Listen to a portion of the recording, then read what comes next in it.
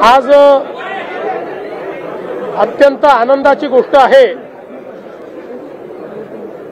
Metro 3 जी देशातली सर्वात लांब सिंगल अंडरग्राउंड मेट्रो लाईन आहे, तिच्या टप्पा 2A हा आपण सुरू करतो आहोत। आपल्याला कल्पना आहे की कफ परेड पासून आरे सिप्स पर्यंत एकूण 33 किलोमीटरची याची लांबी आहे। या लांबीपैकी मागच्या काळामध्ये जवळपास 13 किलोमीटरची लांबी आपण सुरू केली होती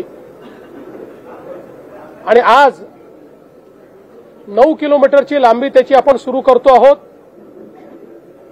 आणि बीकेसी पासनं तर आचार्य अत्रे चौकापर्यंत 9 किलोमीटरचा मेट्रो 3चा पल्ला आज जनतेकरता लोकांकरता खुला होतोय।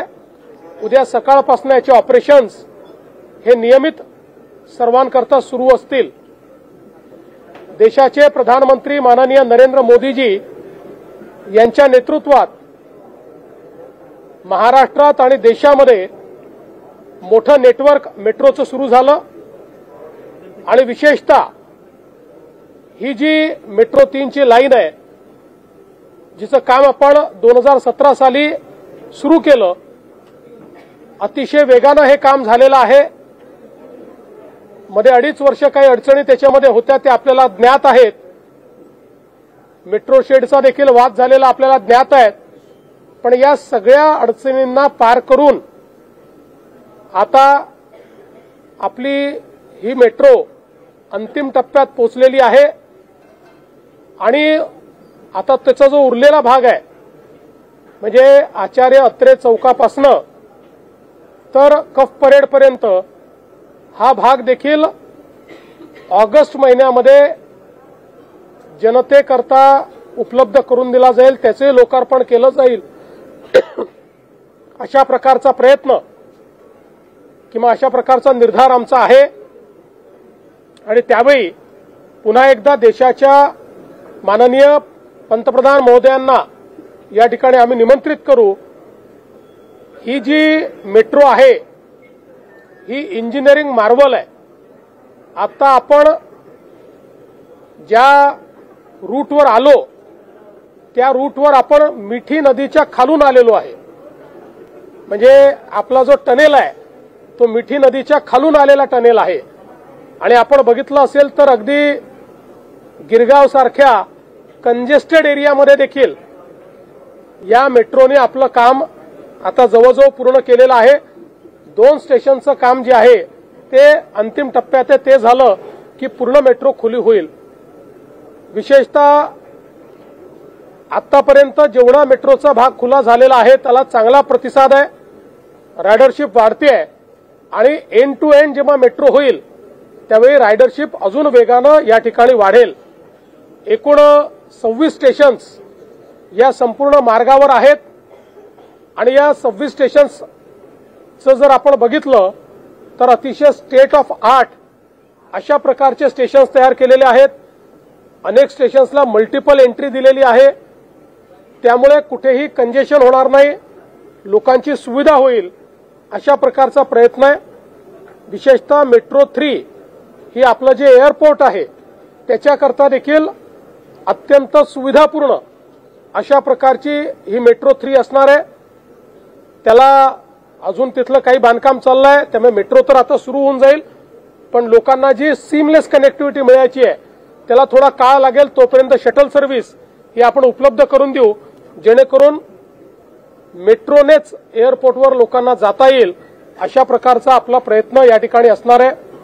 मुंबईतल्या इतर मेट्रोही अत्यंत वेगाने पूर्ण करण्याचं काम आपण करतो आहोत।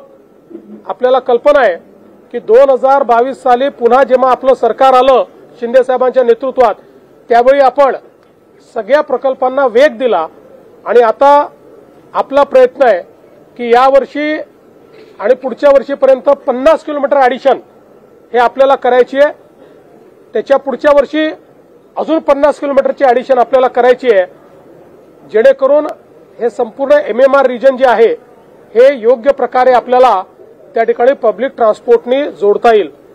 एक अजून मला चांगली गोष्ट आपल्याला सांगायची आहे की आपण सिंगल प्लॅटफॉर्म सिंगल तिकीट अशा प्रकारचा जो एक निर्णय केला होता की सर्व प्रकारचे मोड्स ऑफ ट्रान्सपोर्टेशन, मग ती मेट्रो असेल, ती सबअर्बन रेल्वे असेल, ती बेस्टची बस असेल, मोनो असेल, सगळ्या प्रकारच्या ज्या काही ट्रान्सपोर्टेशन सिस्टीम आहेत या एका तिकिटावर आणि ते तिकीट एकाच प्लॅटफॉर्मवर आपल्याला घेता आलं पाहिजे, अशा प्रकारचा जो आपला प्रयोग होता तो यशस्वी झालेला आहे। त्याच्यामध्ये रोल आउट करून आता त्याचं ट्रायल चाललेलं आहे। हे ट्रायल पूर्ण झालं की तो कमर्शियली आपण रोल आउट करू, त्यामुळे मुंबईकरांना एंड टू एंड सोल्युशन मिळेल। कालच शिंदे साहेबांनी आणि मी बेस्टच्या बसेस आहेत त्याचा गुगलशी टायअप केलेला आहे आणि जो प्लॅटफॉर्म तयार झालेला आहे त्याच्यावर रिअल टाइम मध्ये बेस्टची बस कुठे आहे याची सगळी माहिती मिळणार आहे, किती वेळात पोहोचेल हे मिळणार आहे, डिले असेल तर किती डिले आहे हे मिळणार आहे आणि त्याच प्लॅटफॉर्मवर आपल्याला ट्रॅव्हल प्लॅन देखील तयार करता येणार आहे। म्हणजे आपल्याला एका जागेहून दुसऱ्या जागेवर जायचं असेल तर तुम्ही त्या 2 जागा टाकल्या की तुम्हाला ट्रॅव्हल प्लॅन मिळेल, सगळ्यात क्विकली कसे पोहोचू शकाल, सगळ्यात कमी पैशात कसे पोहोचू शकाल, असे वेगवेगळ्या प्रकारचे ट्रॅव्हल प्लॅन हे देखील त्यात मिळतील। आपलंही जे दुसरं सिंगल प्लॅटफॉर्म आहे त्याच्यावरही ट्रॅव्हल प्लॅनची व्यवस्था आपण केलेली आहे।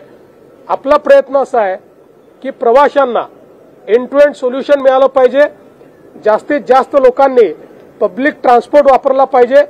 आपला जास्तीत जास्त पब्लिक ट्रान्सपोर्ट हा ग्रीन आहे, तो पोल्युशन फ्री आहे, पोल्युशन कमी करणारा आहे आणि म्हणून मला असं वाटतं की त्या दृष्टीनं आजचा टप्पा हा अत्यंत महत्वाचा आहे आणि निश्चितपणे पुढचा टप्पा देखील लवकरच आपण पूर्ण करू। आज मुंबई मेट्रो 3 जो करीबन 33.5 किलोमीटर की 33.5 किलोमीटर की मेट्रो लाइन है, जो देश की अंडरग्राउंड मेट्रो की सबसे लंबी सिंगल लाइन है, उसका सेक्शन 2A इसका लोकार्पण अभी अभी हमने किया है। आप सभी को पता है आदरणीय प्रधानमंत्री जी के हाथों से इसका जो पहला सेक्शन है 13 किलोमीटर का, उसकी शुरुआत सीप से बीकेसी तक हमने की थी।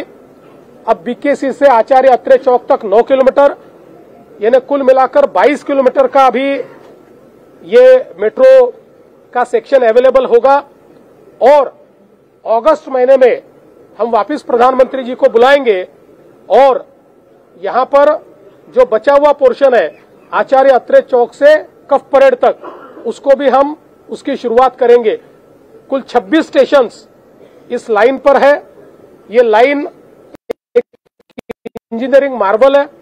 आप देख सकते हैं अभी जिस सेक्शन से हम लोग आए वो सेक्शन का टनल ये मीठी नदी के नीचे से निकला हुआ है और आगे अगर हम लोग जाए तो जो गिरगांव या बाकी सारा वहां का इलाका है, इतने कंजेस्टेड इलाके में इतने सीमलेस स्टेशंस वहां पर तैयार किए गए हैं और आप देख सकते हैं कि जो महत्वपूर्ण स्टेशंस है उनको मल्टीपल कनेक्टिविटी भी दी गई है। तो मुझे लगता है कि इसके कारण मुंबई के लोगों को इसका बहुत फायदा होगा। मुंबई की मेट्रो की राइडरशिप ये बड़े पैमाने पर बढ़ रही है।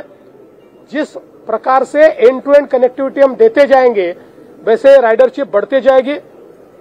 हमने पिछले समय ऐलान किया था कि मुंबई के लिए हम सिंगल टिकट सिंगल प्लेटफॉर्म तैयार करेंगे, यानी एक ही प्लेटफॉर्म पे सारे मोड ऑफ पब्लिक ट्रांसपोर्ट आएंगे और एक सिंगल टिकट पर आप उसमें ट्रैवल कर पाएंगे।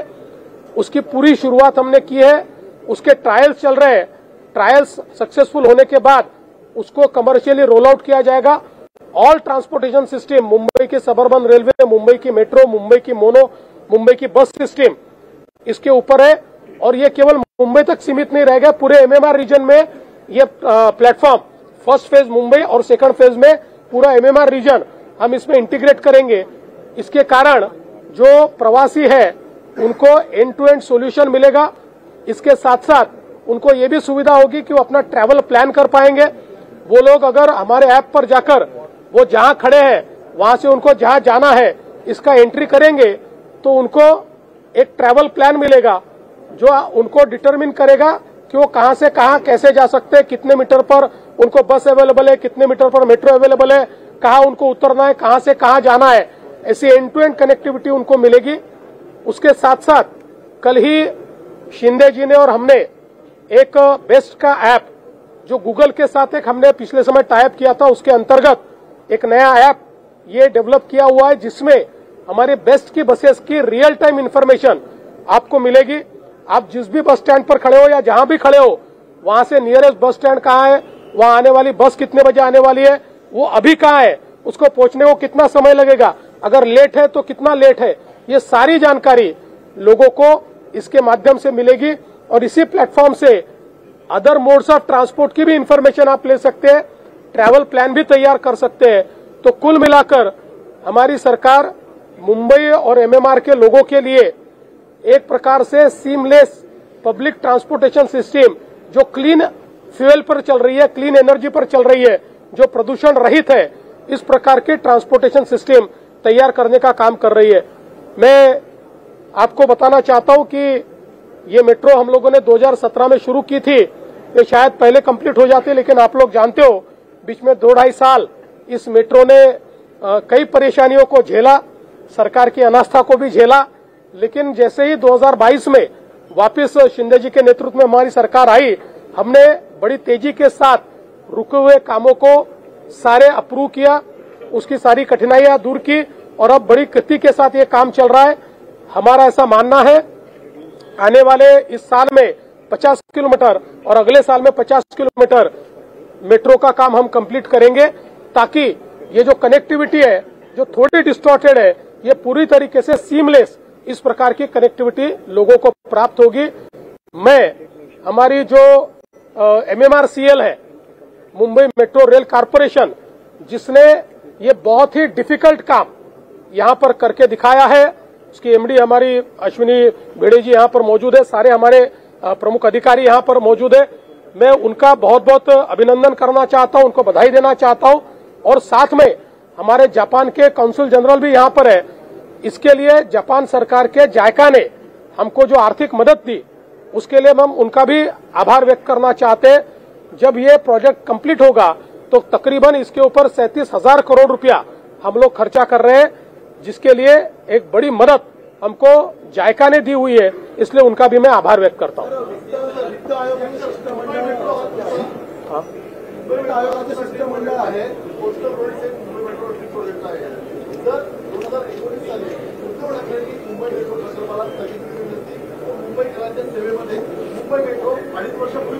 किमान 1-1.5 वर्ष आधी तर आलीच असते।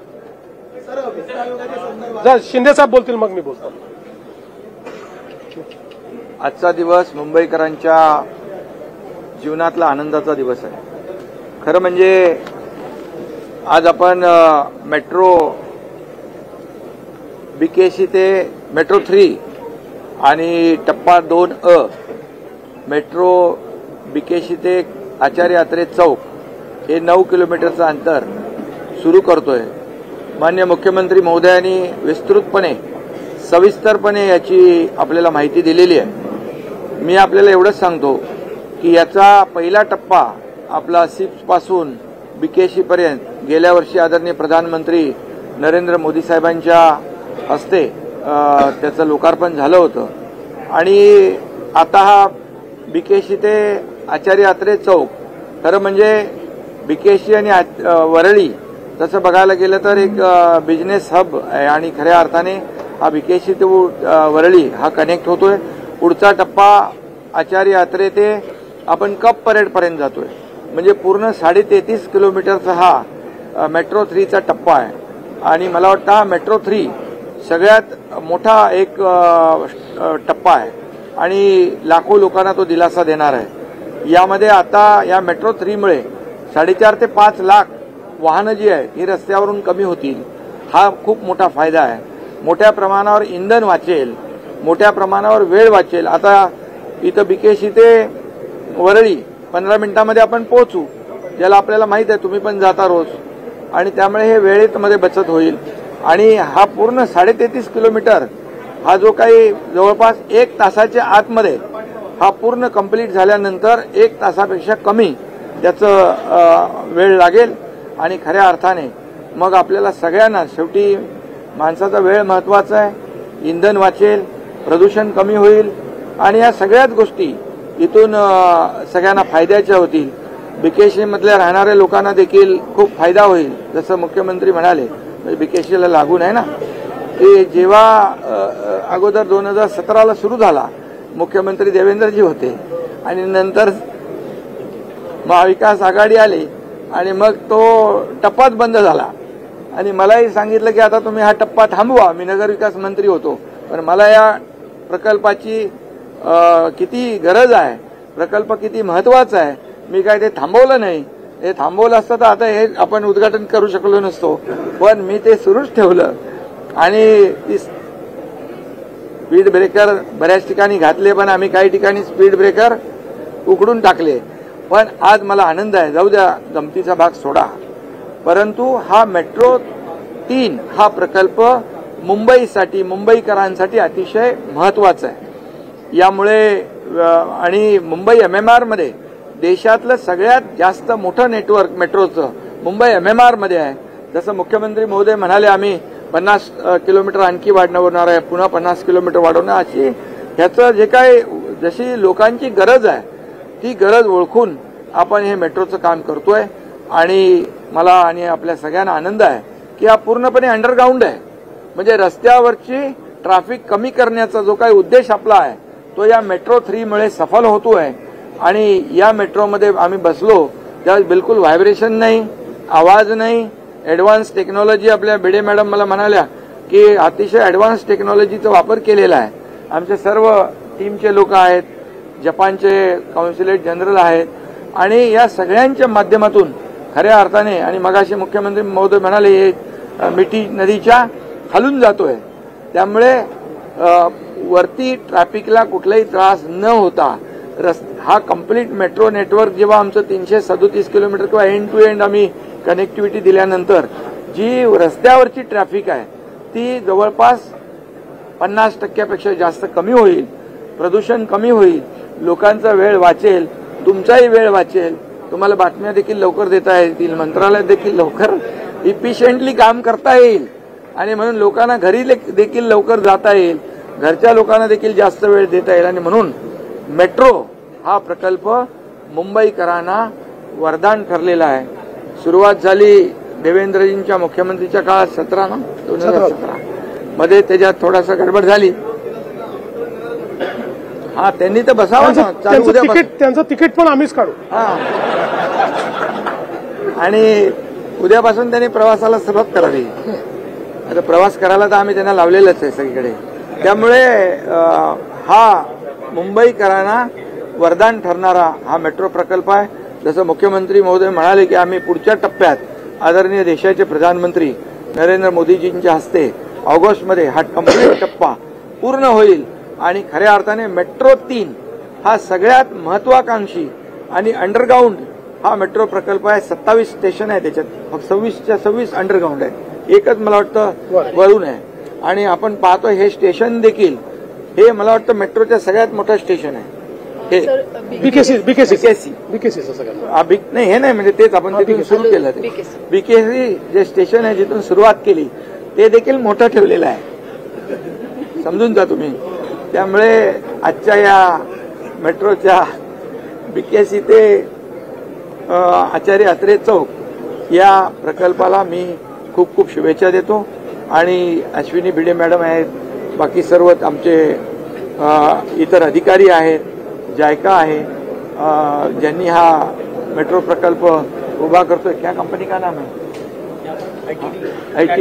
टाटा ITD. त्यांनाही धन्यवाद दिले पाहिजे की अतिशय चांगलं काम केलंय.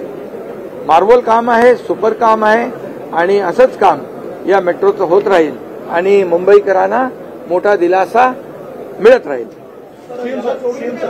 वित्त आयोगाचं शिष्टमंडळ महाराष्ट्राला होतं. अशा आज तुम्ही मेट्रो कोस्टल अशा महत्वाच्या प्रकल्पांसाठी अतिरिक्त निधीची मागणी एमएमआरसाठी केली होती. नेमकी काय मागणी आहे? एकतर पहिल्यांदा वित्त आयोगाचे जे अध्यक्ष आहेत श्री अरविंद पानगडियाजी यांनी महाराष्ट्रामध्ये जे काही आपले इन्फ्रास्ट्रक्चरचे कामं झाले त्याच्याबद्दल समाधान व्यक्त केलेलं आहे आणि आम्ही एमएमआर हा जो काही हब तयार आपण करतोय त्याकरता अतिरिक्त निधीची मागणी केली आहे.